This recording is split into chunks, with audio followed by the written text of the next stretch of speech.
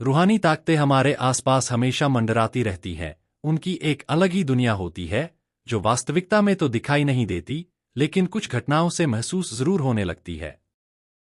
ऐसी ही एक हवेली के भूत की है। दरअसल एक पुरानी हवेली है जिसमें कई साल पहले राजा महाराजा रहा करते थे, लेकिन अब वह वीरान पड़ी है क्योंकि उन राजाओं के वारिस देश से बाहर जा चुके हैं। हवेली की हालत जर्जर हो चुकी है, अब उसे मरम्मत की जरूरत है। इसके लिए शासन के नोटिस के अनुसार संपत्ति के मालिक को सूचित किया जाता है। कुछ दिनों में पूर्व राजाओं के वारिस में से एक लड़की हवेली में अपने बच्चे के साथ दाखिल होती है, जो कि उस जमाने के राजा के नाती की लड़की थी। उसका नाम उर्मिला था। उसके पति की कार एक्सीडेंट में मौत हो चुकी थी। अब वह विधवा हो चुकी है, लेकिन उसके पास उसका एक बेटा है जो 8 वर्ष का है और वह भी अपनी मां के साथ हवेली आया है। हवेली बहुत विशाल थी, इसलिए उसकी साफ सफाई के लिए कई मजदूर बुलाया गए जिन्हें चप्पे चप्पे की सफाई करने का ठेका दिया गया। किसी को नहीं पता कि हवेली के कोने कोने में कितने खूनी रहस्य छुपे हुए हैं। उर्मिला के आने के बाद हवेली की हवा रूहानी होने लगती है। ऐसा लग रहा था मानो कोई वर्षों से इंतजार कर रहा था इस हवेली के वारिस का। एक रात उर्मिला अपने कमरे में अपने बच्चे के साथ सो रही होती है। अचानक उसके खिड़की से एक पक्षी टकराकर मर जाता है। यह घटना अपने आप में असामान्य थी। पक्षी टकराते ही उर्मिला की नींद खुल जाती है और जब वह लाइट जलाकर देखती है तो डर से चीखने लगती है, क्योंकि उस कमरे की खिड़की से एक पक्षी फंसा हुआ था और उसके शरीर से खून की बूंदें फर्श पर गिर रही थी। नजारा इतना भयावह था कि वह अपने बच्चे को उठाना नहीं चाहती थी, लेकिन उर्मिला हिम्मत करके उस पक्षी को खिड़की से बाहर फेंक देती है। लेकिन इसके बाद उसे रात भर नींद नहीं आती और वह सुबह तक जागती रहती है। दरअसल वह जानना चाहती है कि यह किसी की शरारत तो नहीं। सुबह होते ही वह अपने यहां काम कर रहे मजदूरों से जाकर कहती है कि रात को मेरे कमरे की खिड़की पर कोई पक्षी आकर टकराया था और तुरंत मर गया। क्या तुम लोगों में से किसी ने यह हरकत की है? क्योंकि पक्षी खुद ब खुद तो खिड़की से नहीं टकरा सकता। मजदूर कहते हैं, नहीं, हमने तो खिड़की से नीचे किसी पक्षी को मरा हुआ नहीं देखा। हम तो अभी वहां से चले आ रहे हैं और जब सभी जाकर देखते हैं तो वहां वह पक्षी नहीं होता। उर्मिला घबराने लगती है कि यह क्या? यहां तो पक्षी होना चाहिए या कम से कम खून की कुछ बूंदें दिखनी चाहिए, लेकिन यहां पर पक्षी का एक पंख तक नहीं पड़ा हुआ। उर्मिला सभी मजदूरों को कहती है कि हवेली में बहुत सी कीमती चीजें और मूर्तियां हैं, संभाल के साफ सफाई करना। मजदूर अपने अपने काम में लग जाते हैं। उर्मिला अपने बच्चे के साथ कमरे में टीवी देख रही होती है कि अचानक हवेली की छत से एक मजदूर नीचे गिरता है। उर्मिला को अचानक लोगों की आवाज सुनाई देती है। वह भागकर खिड़की से नीचे देखती है तो एक मजदूर की लाश पड़ी होती है। उर्मिला कमरे से नीचे आती है और इसके गिरने का कारण पूछती है। लोगों के जवाब अलग अलग होते हैं। कोई कह रहा होता है कि इसने खुद आत्महत्या की है और कोई कह रहा था कि यह गलती से गिर गया है। सभी के दावे अलग थे, लेकिन उर्मिला को कुछ अनकही बातें सुनाई दे रही थी। उर्मिला के कान में अचानक एक आहट के साथ आवाज आती है, अपने बच्चे को बचा सकती है तो बचा ले। उर्मिला यह वाक्य सुनते ही अपने कमरे की तरफ भागने लगती है, क्योंकि कमरे में उसका बच्चा अकेला टीवी देख रहा होता है।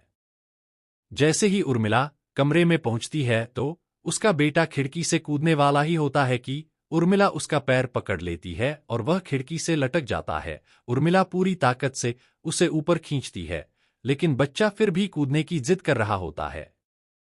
उर्मिला किसी कदर अपने बच्चे को काबू में करती है और कमरे के बाहर आ जाती है और वह मजदूरों से पूछती है, बताओ क्या है इस हवेली में, क्योंकि ये बच्चा तो ऐसा नहीं कर सकता और अभी यह सब जो हो रहा है कुछ अलग ही चल रहा है। तभी एक बूढ़ा मजदूर उर्मिला से कहता है, बेटी, ज्यादा जाना हो तो अपने पूर्वजों की कहानी पढ़ो, तभी तुम्हें इस हवेली का इतिहास पता चलेगा। इस हवेली की कहानी की किताब इसी गांव के सरपंच के घर में रखी होती है, जो कि बहुत साल पहले मर चुके थे, लेकिन अब भी उनके बेटों के पास वह किताब मौजूद थी। उर्मिला सरपंच के घर पहुंचती है और किताब ले लेती है। किताब पढ़ते ही उसे पता चलता है कि इस हवेली में एक नौकर नौकरानी भी थे जिनके बीच में बहुत प्यार था और वह कई सालों से हवेली की सेवा कर रहे थे। लेकिन एक बार रानी के शाही गहने चोरी हो गए और उसके शंका में राजा ने नौकरानी को चोरी की सजा दी और उसे जिंदा दफना दिया गया। उसके गम में उसके पति ने भी अपनी जान दे दी और उसके 1 महीने बाद ही उस राजा ने अपनी ही तलवार अपने गले में घुसेड़कर आत्महत्या कर ली। उसके बाद छोटे मोटे हादसे हवेली में होने लगे, जिस वजह से यह हवेली हमेशा के लिए बंद कर दी गई। कई सालों के बाद वहां कोई आया है, जिससे वहां रहने वाली आत्माओं को मौका मिल गया फिर से बदला लेने का। उर्मिला हवेली का रहस्य जानकर यहां से जाना चाहती है, क्योंकि उसे अपने बच्चे की चिंता है। इसलिए वह रात में ही कार लेकर एयरपोर्ट के लिए निकल जाती है। अचानक रास्ते में उसकी कार का एक्सीडेंट हो जाता है और कार पलटकर उल्टा हो जाती है, लेकिन दोनों को कोई नुकसान नहीं होता। उर्मिला अपने बच्चे को बाहर निकाल लेती है और सुनसान सड़क पर भागने लगती है। रास्ते में उसे एक कार आते दिखाई देती है और कार रोकने के लिए उर्मिला सड़क के बीच में खड़ी हो जाती है और अपनी मदद के लिए चिल्लाने लगती है। तभी अचानक कार वाला आकर कार का ब्रेक लगा देता है। उर्मिला पास जाकर देखती है तो उसकी हिम्मत बढ़ जाती है, क्योंकि यह एक पुलिस ऑफिसर होता है। उर्मिला हड़बड़ाहट में उसे अपनी बात कहती है और रोने लगती है। पुलिस ऑफिसर उन्हें अपनी गाड़ी में बैठने को कहते हैं और रोड में जाने लगते हैं। रास्ते में एक बूढ़ा सड़क पर जा रहा होता है और इनकी कार के सामने आते ही रोड पर गिर जाता है। पुलिस ऑफिसर गाड़ी से उतरकर उस व्यक्ति को देखते हैं। बूढ़ा व्यक्ति बेहोश हो चुका था। पुलिस ऑफिसर उसे गोद में उठाकर अपनी गाड़ी में पीछे बैठा देता है और अस्पताल के लिए चलने लगते हैं। अचानक उस बूढ़े व्यक्ति का हाथ पीछे से पुलिस ऑफिसर की गर्दन तक पहुंच जाता है। पुलिस ऑफिसर छटपटाने लगते हैं और अचानक गाड़ी का ब्रेक लगा देते हैं। गाड़ी की स्पीड कम होने की वजह से कार वहीं खड़ी हो जाती है और ऑफिसर अपनी गन निकालकर बूढ़े की तरफ निशाना लगाकर गोली चला देता है। बूढ़े की सर में गोली लगने से भी उसकी जान नहीं जाती है। महिला और पुलिस ऑफिसर दोनों समझ चुके थे कि यह कोई भूत है। भूत को देखते ही उर्मिला अपने बच्चों को लेकर बाहर निकल जाती है और इसी बीच पुलिस ऑफिसर भूत की पकड़ से अपने आप को छुड़ाने में कामयाब हो जाते हैं। पुलिस ऑफिसर के बाहर निकलते ही तीनों बाहर रोड से भागने लगते हैं और कुछ देर भागते हुए उन्हें सड़क के किनारे जगमगाती लाइट्स दिख रही होती है।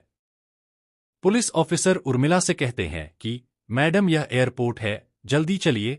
उर्मिला अपने बच्चों को लेकर एयरपोर्ट के अंदर पहुंच जाती है।